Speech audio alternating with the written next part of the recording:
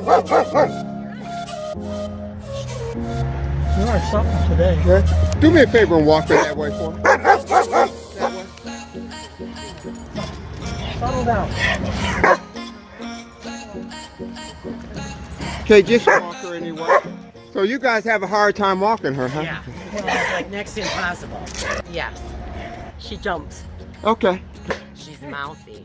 Seems friendly. She's a... I understand you guys have a little bit of problem with limited mobility. No, I got a bad hip. It'd be nice to walk your dog without a problem, huh, sir? Oh yeah. Yeah. She's supposed to be helping you.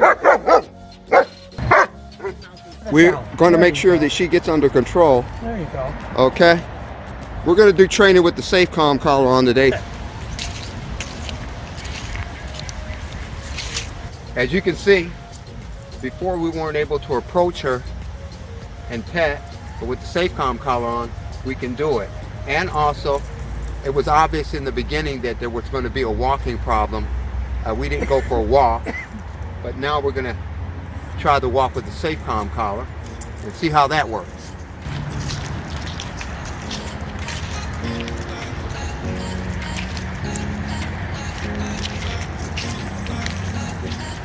Okay, roll her around. Excellent job. Excellent job.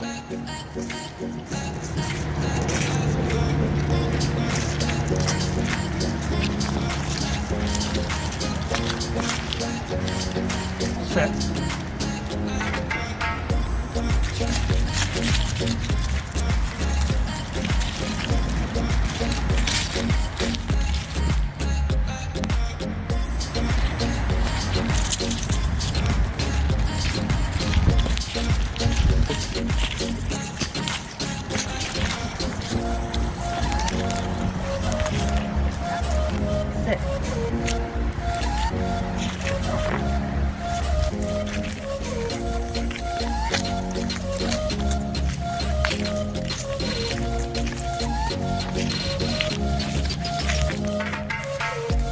Excellent.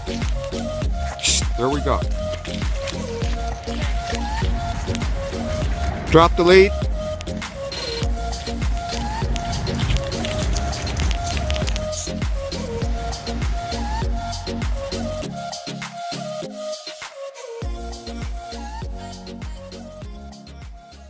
Okay, we're going to bring Flash in here for a day or so. He's got a little problem with insecurity, as you can see. He doesn't like people too much.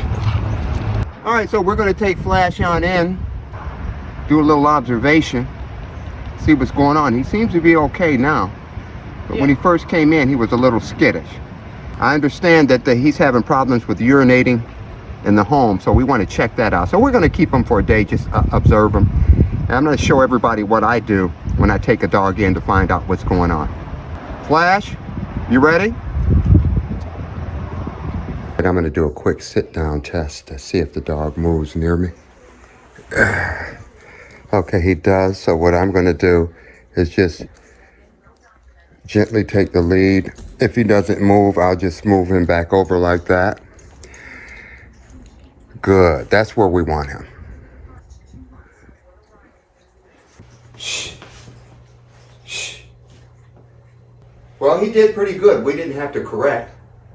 All the way up until tomorrow afternoon when his owner comes to pick him up, we're going to make sure that he has all the etiquette that he needs to be a good pack member. And proximity is one of them. Proximity is very important. Now, as you can see, he's earned a little bit more intimate affection. So I'm going to bring him a little bit closer to me.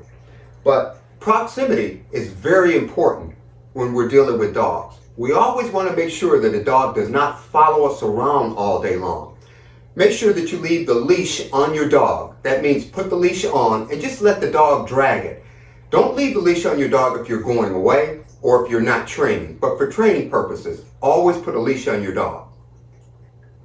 If your dog starts to follow you around, make sure that you leash snap correct, bring the dog back out and tell the dog to stay and wait until you come out of the kitchen or come out of the bathroom. This gives dogs direction on proximity, which is part of their job.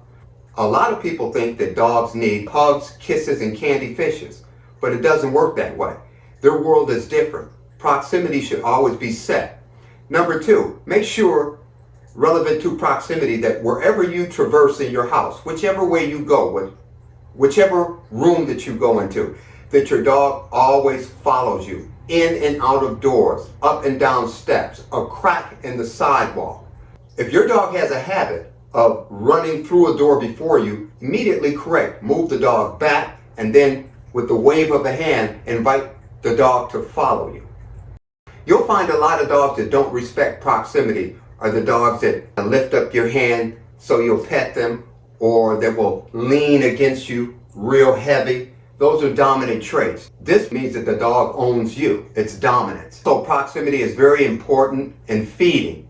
You never want a dog to be around the refrigerator if you're giving them a treat, or if you're preparing their food on the counter, they're right up under you. That's not respectful.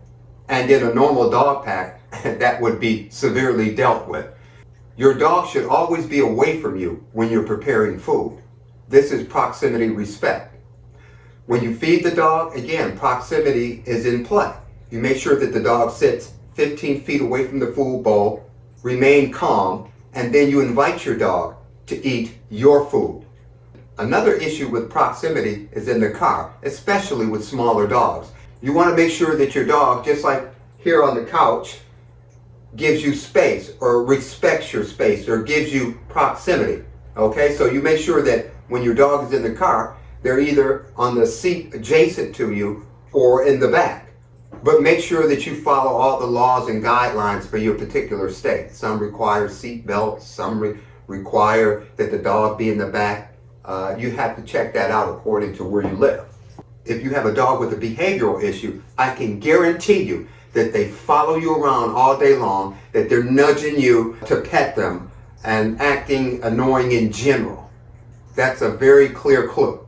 A lot of people find that when they implement proximity rules, that the bad behavior stops automatically. What you have to understand, in dog behavior, it's the root cause symptom. Just like a cold has symptoms: itchy eyes, sneezing, sore throat, etc. However, when you fix the root cause, or the virus, all the symptoms stop. In this case with dogs, the problem is lack of pack leadership. That's the root cause. That's the virus. And the symptoms are the bad behavior: following you around, barking at people, acting negative around other dogs. All that stuff stops when the dog sees you as a pack leader. And one of the first things that you have to lay down is proximity.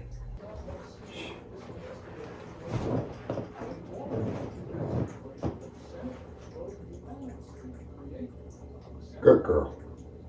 You always want to make sure that your dog sits and stays periodically during the day. Why? Because their day is boring. All right, let's move in and see how the guys are doing. Looks pretty good. Yeah. Very good. You always want to make sure that you make your dog sit and stay away from you. That way you can cook dinner. You can go to the bathroom unmolested. You can prepare food without having the dogs going crazy. Every direction that you give them is a function. It's a command. If they do it and you give them affection, then they feel good about themselves. That's what it's all about. So let's do it one more time. Shh.